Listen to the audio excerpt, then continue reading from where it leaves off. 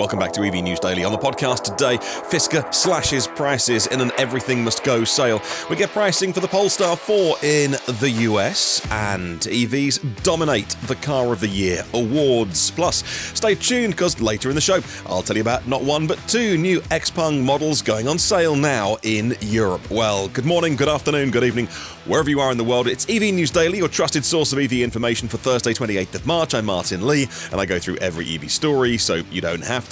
We're live at 5 p.m. UK. That's just after lunchtime Eastern time. Patreon supporters get the episodes, though, first and as soon as they're ready, ad-free. Be like them by clicking on a link in the show notes. We'll start with news of the Tesla Model 3 Ludicrous.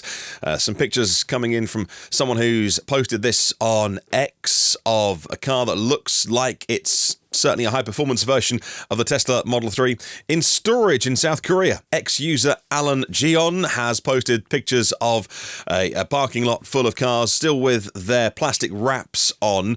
And if we have a look at the picture a little bit bigger for my YouTube viewers, we'll see some of those giveaways. The new style, so-called Highland Edition Model 3 styling. We have bright red brake calipers, both front and rear, and we have pretty big brake discs as well. Not only front but rear, rotors, front and rear as well. And so looking at some of the giveaways on this, it could well be the Ludicrous edition of the Model 3 now produced. I would presume these have been produced at Giga Shanghai and sent to South Korea and ready for customer deliveries when that opens up ordering. Now, a headline story today, and Fisker slashing prices on the 2023 model year of their electric SUV, the Ocean, significantly lowering the MSRP of their models. I'll start with the Ocean Ultra trim, which has gone down from $53,000 to $35,000. This news coming from the investor section of the Fisker website, and so official press release. This was some details of the Sport trim on here as well. That goes from $39,000 down to $25,000. And take a look at this one. This is the Ocean Extreme going down by $24,000. It was $62,500 and it's now going to be $37,500. These price adjustments actually apply to the 2023 Fisker Ocean model years, but they will all ship with the latest version 2 software, which is meant to fix a lot of the bugs, and some of it does and some of it doesn't. These reductions kick in tomorrow, Friday, March 29th. The Ocean Extreme is the one that has the EPA range of 360 miles, the longest range SUV in the United States. WLTP range of the Ocean Extreme is 439 miles or 707 kilometers. As I've said all along, this is a good-looking vehicle. Henrik Fisker is a good designer, but Fisker has not been able to get these cars into customers' hands in a condition that the early customers would be tolerant of. Whether that is the forums, whether it's the early reviewers. There's the infamous Marcus Brownlee, MKBHD, YouTube video, said the worst car I've ever reviewed. I saw a video from Edmunds with the key fob trying to unlock it, and I thought, well, maybe they're just too far away. I couldn't tell the perspective on the camera lens, and you work out actually they're very close, and on about the sort of the 18th or 20th press, then the car unlocked. And you think, that's less good, isn't it? So, would you take a risk with the Fisker Ocean? I'd like to know. I was speaking to Out of Spec Dave from the Out of Spec channels last night, and he said he would absolutely take a risk on a VinFast or a Fisker, even if Fisker were going out of business now. He plays pretty fast and loose with cars. He sort of turns them over. If you haven't checked out his channel, I'm sure you know the Out of Spec channels. And so this is an interesting one. He said, yeah, I'd get a Fisker. What if they're not around? If they've gone bust? Clearly, they want to get rid of 2023 model years. They want to clear stock, and that's why they're knocking $24,000 off the vehicles. But if the company's not around, they're on version software 2. They might need to be on software version 4 or 6 or 10 for these cars to be as they wanted them, to be the finished, polished article. And so, would you buy one of these with the risk that the company might not be here next week, next month, next year? Times are tough for Fisker. Stocks being delisted, not being able to meet their obligations financially. This company might not be around in hours. So We don't know. They're waiting for an official announcement on the future of the company. We know that the deal with Nissan has fallen through. They made that statement, so we can say that.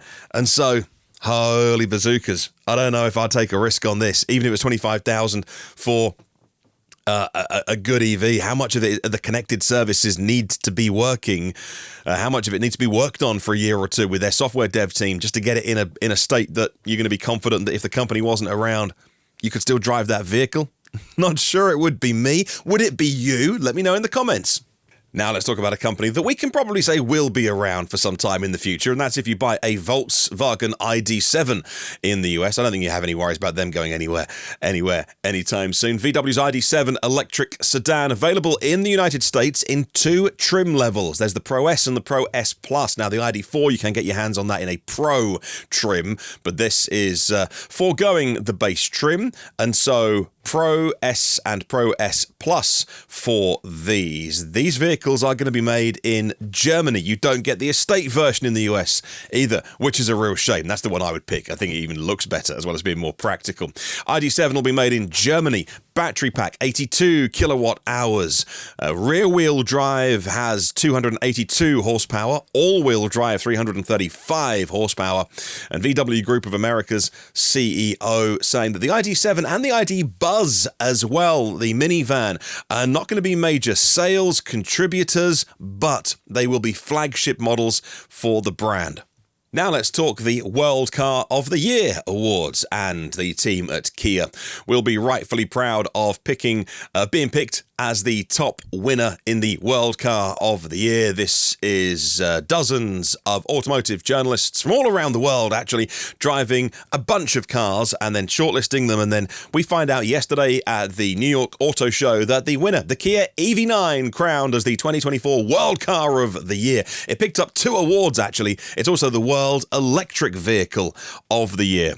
The other awards went to the Hyundai Ioniq 5N. That was the World Performance Car of the Year. And the shortlist for this category, by the way, the World Car of the Year, was the EV9, the BYD Seal, and the Volvo EX30. And so, what do you spot about those? Yep, all electric vehicles. Actually, what was interesting was the BYD Seal wasn't on show in New York. They had the cars as they did an award ceremony, and there's the cars, and it's all glittery, and there was a space where the BYD Seal should have been, at least in the pictures that I saw from outside the ceremony, because, China. Other categories included the World Luxury Car of the Year, and that went to the BMW i5 and the 5 Series as well. But of course, the big part of that is the electric i5. And congratulations to the team at Volvo for the Volvo EX30 winning the World Urban Car of the Year award. And in case you're spotting a pattern here, yes, that would be EVs dominating not just this award show, but every award show for the last few years. Now, there wasn't even a look-in from combustion cars, and these are independent journalists, dozens of them as well. You can't rig the vote, you can't nobble a few people and try and get them to give it to, I don't know, the latest combustion car somewhere. And then these are people who drive and review cars for a living, and they're the ones saying the best cars in the world have electric propulsion. Now, a bit of news coming out of the UK next, and Tesla has reached a significant milestone. They've delivered 200,000 vehicles here in the United Kingdom. Now, the UK boasts over 1 million electric vehicles on the road now. That big milestone was hit back in January, so mental maths going on right now. That means 20% of the UK's EV fleet are Tesla models. Now, a decade ago, the Model S made its debut in the UK with Elon Musk personally delivering the first batch of cars. I was able to find an article for my YouTube viewers can see this from June the 9th on the carsuk.net website. Coverage of the Model S hand-over right-hand drive versions of this. And that's 10 years ago. We'd missed it by 2 or 3 months, actually. The 10-year anniversary of handing over these vehicles. And what was interesting, I remember this at the time, actually, Elon Musk being on stage, a small event. It was if I recall, it was quite a small stage as well. So if you can, I don't know, think of some sort of local town beer festival, and a couple of guys have got their instruments on stage and they're doing a turn. It was that kind of small scale event. I'm trying to paint a picture for you right now. And it was very, very different to the Tesla and the Musk of today. I'm actually quite excited about this news, actually. 200,000 is, not a huge number as car sales go around the world. The UK is a reasonably large car market, but of course we're right-hand drive here as well. But it's just that 10-year anniversary, really, missing it by just a couple of months of these cars. You can see in the picture I'll put online for our YouTube viewers, they're on 14 plates. It's the pre-refresh, Model S. And what a moment that would have been in the UK EV industry. There was really not much around at the time. We had some Nissan, some vans, some ENV200s, Nissan Leafs, of course, as well. Some funky little EVs for the cities, but really this was the Kickstarter of the EV industry in so many places as well. And Tesla's impact goes way beyond vehicles as well. Over 1,400 superchargers in 140 sites here in the UK. They've got 40 UK locations. Mobile servicing is 50% of servicing here in the UK. There's also a second Tesla body repair centre currently under construction, I believe. I'll have a look at when that opens. It might be complete already. And there's about 1,400 UK-based Tesla employees. Energy's a big business over here. Tesla mega packs in the UK, over 1 gigawatt hours in 15 different sites as well. And that's increasing all the time, capable of storing energy from renewables. And that can meet the energy needs of about 100,000 homes. And so, wow, what a journey Tesla has been on here in the UK. Nice milestone, like stories like this. Let's talk Chevrolet Silverado, should we? Something that I'm going to do more of this year because I think this is a bit of a hidden gem that people aren't talking about. There's a new trim level now being introduced, the 3WT work truck. 3WT trim is more affordable than the 4WT by $5,000. It's $75,000, not $80,000. This Autoblog report pointing out that the 3WT trim has a dual motor, Ultium powertrain, of course, 510 horsepower, a little less power than the 4WT. Driving range is the big difference, though. So 4WT is 450 miles from that huge battery that also charges like a beast as well, down to 393. So 450 miles to 393 miles. Payload, though, is increased to 1,750 pounds. That's 350 pounds more than the 4WT. Towing is increased as well by £2,500. So you can now tow 12,500 pounds. And this is a vehicle that is very capable and doing brilliant things in terms of towing, and the reviews are all good for it, and just I don't think it's getting talked about too much, so I'll make sure I try and change that, at least on here, on my little corner of the internet. Chevy plans to introduce a max trailering package for fleet models as well, which will tow up to £20,000. Now, this is a $5,000 saving. You get 50 miles or so less, and I know this is aimed at fleet buyers or at least commercial buyers who want to make a saving and don't mind the vehicle being stripped down a little bit. But for the money, you amortize that over the time you've had the vehicle. I think if you can get the range, you should get the range. It's kind of my motto with EVs. If you can get it, you should go get it. So don't miss out on that 57 miles or so range difference for the sake of $5,000, unless that is absolutely a killer budget limit for you, would be my advice. But fantastic that there's more trims available and more to come from the Silverado.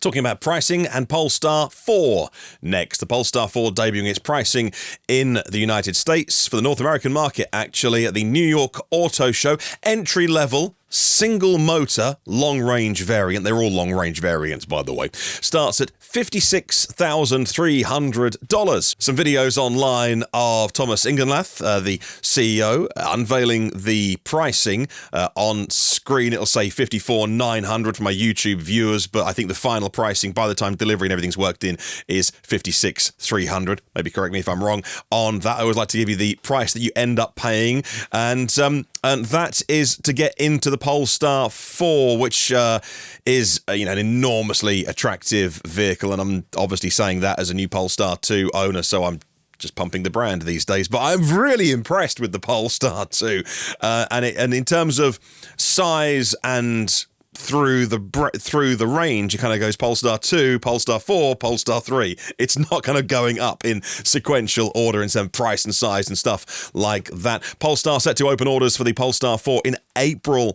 this year. Deliveries will commence before the end of this year. Pricing will go up to $74,300. That's if you want the dual motor variant with plus and performance packs. We've got two new German cars arriving in Europe today. The Xpeng G9, that's an SUV. The P7 is the sedan. They're launching in Germany today, and they're debuting there at prices which will put them right into the premium segment. So the G9, that's the SUV, according to this post on CNEV Post website. The G9 SUV starts at about 57,000 euros. That's for the standard range rear-wheel drive, and will go up to 70,000 euros for the long range all-wheel drive. Whereas the P7, that is the sedan, comes in at a lower price point. That starts at 49,600 euros. That is for the long-range rear-wheel drive version. You can get performance versions and the wing edition for 70,000 euros. Two new Xpengs on sale, though, in Germany, marking the beginning of the official sales. Arriving in May, 12 dealers in 24 retail sites, and further plans to move into France, Italy, and the UK for Xpeng.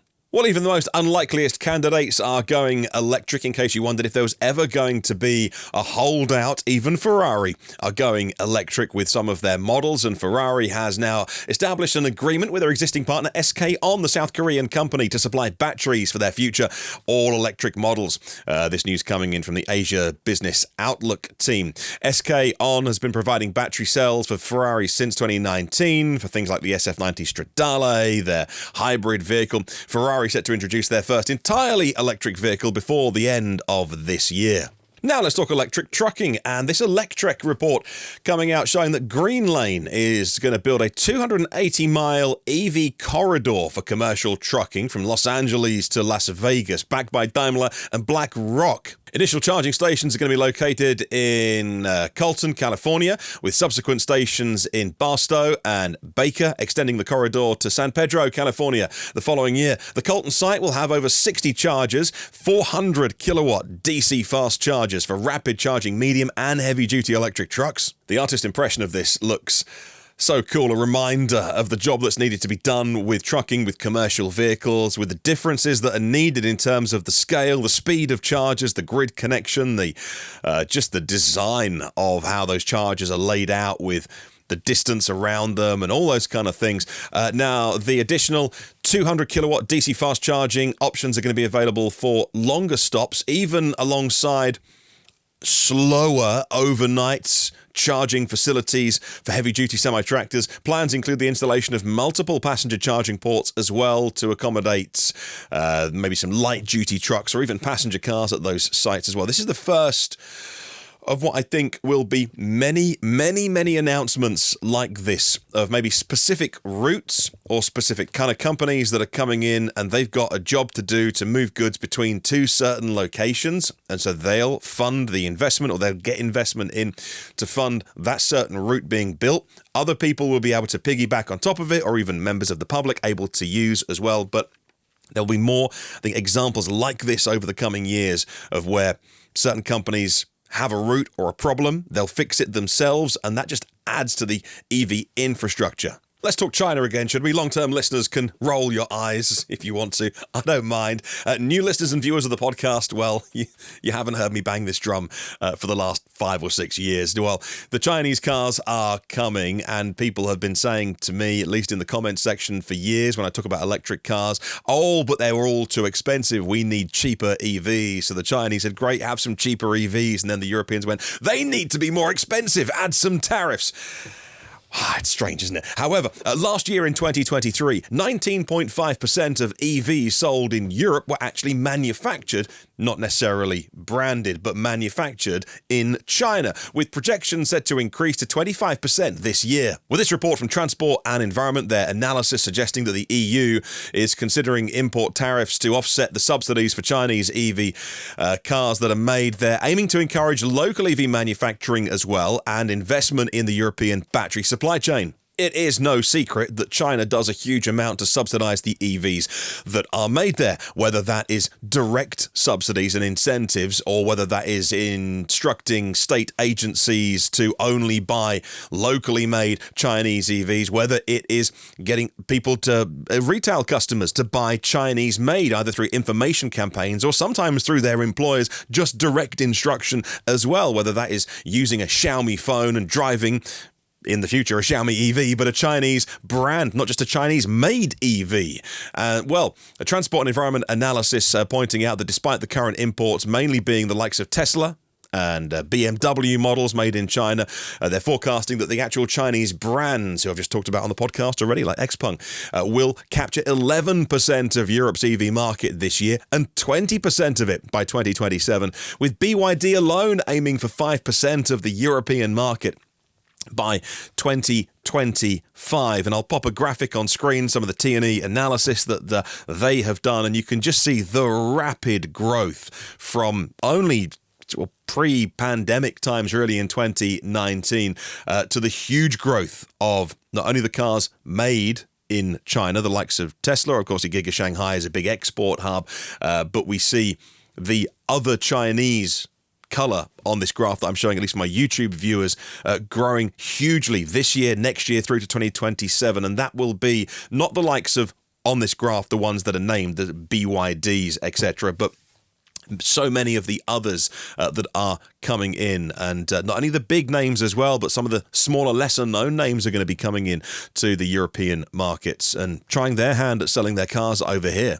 Well, one of the things that these tariffs could do, perhaps even are intended to do, is to push automakers to localize EV production within Europe. Now, that might not necessarily protect legacy car makers indefinitely, as Chinese firms build European factories, but at least if the cars and the supply chains are European built and European supply chains, that would get around, I guess, some of the objection. A proposed EU tariff that adds 25% to the purchase price of imported Chinese cars would mean higher prices for medium-sized cars and SUVs compared to their European competitors. But I see that as a short-term sticking plaster solution, really. The cost advantage of these Chinese-made cars goes much further than just where they're built in terms of the cheaper labor. It's what goes inside them, and with EVs, that's obviously the battery and the lithium-ion battery technology. Yes, it's 20% cheaper, but technologically more advanced than the European technology. And the knowledge base, you can make these anywhere in the world. You can shift the IP around the world, but where that IP sits is in China at the moment. It poses a risk to European investments in the battery sector. A fascinating read, another great study from this organization. Pop a link in the show notes if you'd like to read more.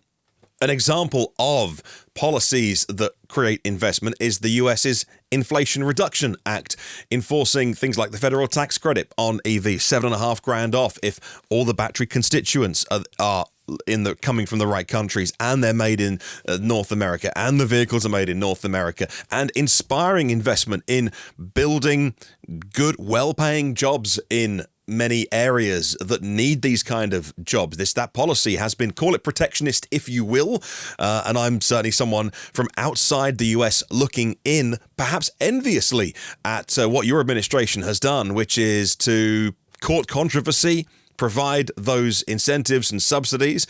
Europe and China certainly have a huge issue with that, but the US has gone ahead and put America first, and I kind of can't blame them for doing that, even though I can make a pretty good argument for globalization as well. Now, it's not the time and place for that. Nobody wants to hear that. However, battery company AESC is significantly increasing their investment in the South Carolina plants in Florence County, actually, raising the total now to $3.12 billion of investment. This report coming from the industry website ElecDrive, pointing out that the expanded investment generating 2,700 jobs. That's just so life-changing for people that will be in the area, end up working there. The plan includes the construction of a second EV battery manufacturing unit besides the first one now. Construction started June last summer, and the commencement of production at the new facility will be 2027. They're going to make cylindrical cells for BMWs, I believe, and the Neue Klasse platform, whereas those BMWs will be made in Mexico and the batteries made in the South Carolina plant. Well, one of the great hopes a couple of years ago, one of the companies that went public was Arrival. They were valued at $13 billion and had backing from Hyundai and UPS and more as well. Arrival, now a bankrupt commercial EV startup, selling their assets, including high-tech manufacturing equipment, to another company that is struggling but at least still around, and that would be Canoo, planning to utilize the assets as a move to cut their capital expenditures, and the assets acquired from Arrival will be taken to their Oklahoma facility, Canoo's Oklahoma facility, in 20 container ships as they look to fight their way through to these vehicles being in production and doing the best that they can do to save costs, the equivalent of going down the second-hand shop, the charity shop, and picking up some stuff off the bargain rail, but doing this with very high-tech equipment, and very unfortunate news, obviously. I mean, it's more than unfortunate, it's terrible for the people that worked at Arrival, a much anticipated, vaunted company that was going to change how EVs were produced, not in gigafactories, but in microfactories in many cities around the world. Management changes happened over the years. It didn't work for them, and obviously a terrible failure for the people who worked for that company. I love their design. The vehicles were good as well. But hopefully, if this equipment can go to Canoo and they can make a go of it, we wish them all the best. We don't talk about electric bikes too much on this podcast, and there's not always a lot to talk about, to be honest with you. I'm always on the lookout for stories, but Harley-Davidson introducing the S2 Mulholland. It's a cruiser variant of their electric S2, following the S2 Del Mar model. Now, I'll pop a picture up on screen of the S2 Mulholland, a higher, more rear-positioned handlebar, riders sitting more upright in the seating posture. The electric motorbike sharing the same technology as the S2 Del Mar, 84 horsepower, 0 to 60 miles an hour in 3.3 seconds. Battery size of 10.5 kilowatt hours. It's a city range of 121 miles, up to 73 miles on the highway at 55 mile an hour speeds. Supporting level 1, level 2 charging as well. A 20 to 80% recharge time in under 6 hours on a level 1 slow home charger, but just over an hour on level 2 charging to fully top these up. These bikes look very, very cool. They're Harley-Davidson live wires after all. Electric bikes have definitely stayed expensive. They haven't had that price battle that we've seen from the Chinese cars that have driven the prices down, so they are very, very much a weekend plaything, or if you do genuinely need an electric bike to go about your business, your commute day in, day out, you can probably justify that. But compared to the combustion versions, the delta between them, EV bikes still very expensive.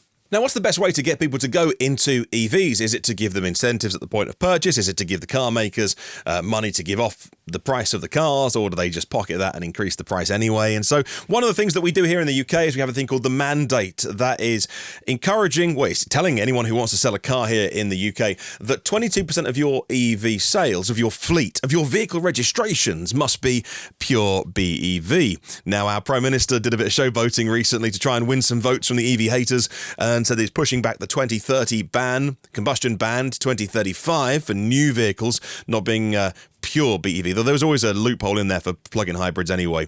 But what they didn't change was the underlying mandate. So it didn't mean anything. He was just doing it to get a headline for a day, and then they didn't actually change the rules that the car makers have to abide by, which is 22% of your fleet has to be electric this year, or you get a fine of £15,000. That's $19,000 equivalent. Now, there's a provision that as long as you hit 5.5% this year, you can, if you like, go into your overdraft and defer. If you don't hit the 22%, you can defer some of those to next year and the year after, but that will be going away. You can also buy credits from another car maker, the likes of Tesla, who only sells EVs. Now, I'll pop a graphic on screen for our YouTube viewers. Some new data coming out today. Let me try and get a better version of this without my glorious face in the background. There we go, in front of it. And so what we can see here is the car makers listed along the bottom. In the grey bars from our YouTube viewers are what they did in terms of their pure BEV share in 2023. And so we can see, I'll tell you for my audio listeners, that only BMW, MG and Mercedes-Benz sold more than 22% of their fleet as pure BEVs in 2023. But what about the first 2 months of this year? Well, that's the green lines from our YouTube viewers. And so who's doing it? Well, again, only BMW BMW, MG, and Mercedes in January and February this year have hit that threshold. So what does it mean? Well, it means the likes of Ford, who you can see on here, doesn't even get anywhere near the 5.5% lower limit last year or the first 2 months of this year, are going to have some real problems, and it's going to be expensive for them. The other implication that I'd like you to think about is what's going to be cheaper for the car makers. Is it to pay the £15,000 fine per vehicle that they don't hit this limit by the end of the year? Is it to then buy credits from the others? Or would you rather pay a £15,000 fine to the government, but you could knock 10 grand off your vehicles and to juice the sales that way, so you sell more pure BEVs, and then the customers are going to get some really good deals towards the end of the year from the automakers who need to hit their targets.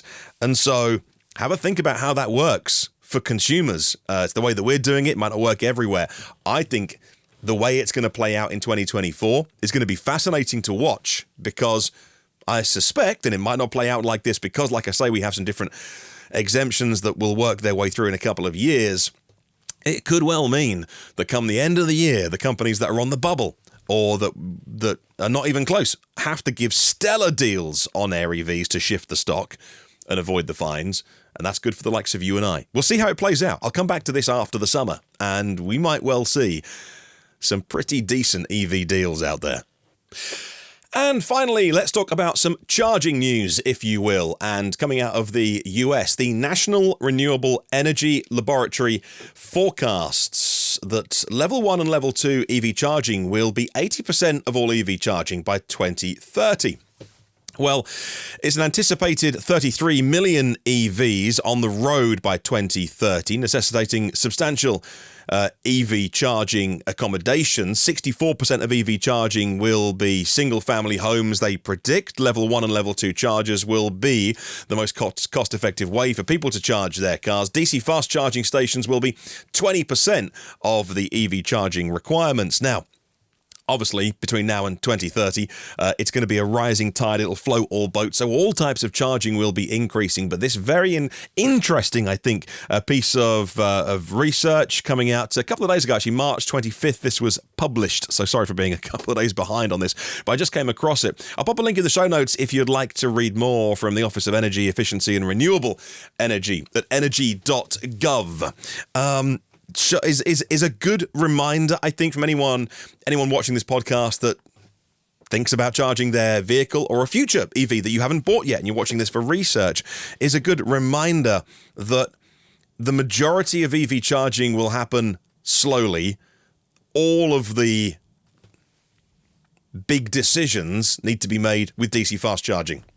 Because when you're on a road trip, you want to get somewhere, you want to get there reliably and quickly. And so we talk a lot about DC fast charging. And what's the DC fast charging speed of this new car, that new car? Is it 175? Is it 200? Oh, what's the charge curve of this? We spend infinite hours debating, talking about DC fast charging. What kind of hardware is it? Where's it going in? A lot of incentives, of course, with the US subsidies right now to put DC fast charging in the ground. It's a very interesting thing to talk about day to day, but, or rather, and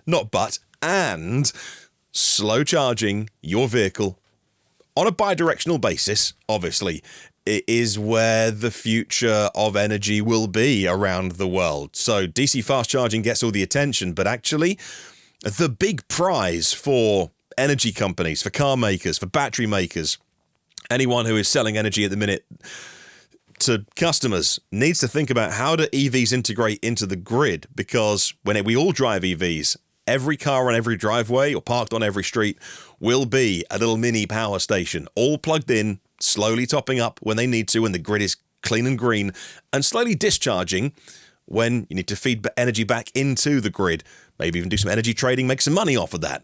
I find it fascinating. I could spend a long time thinking about what it'll look like, pontificating, if you like, but we'll wait and see how it plays out. But slow charging is, bi-directional slow charging is something that I hope we can devote a few more hours to.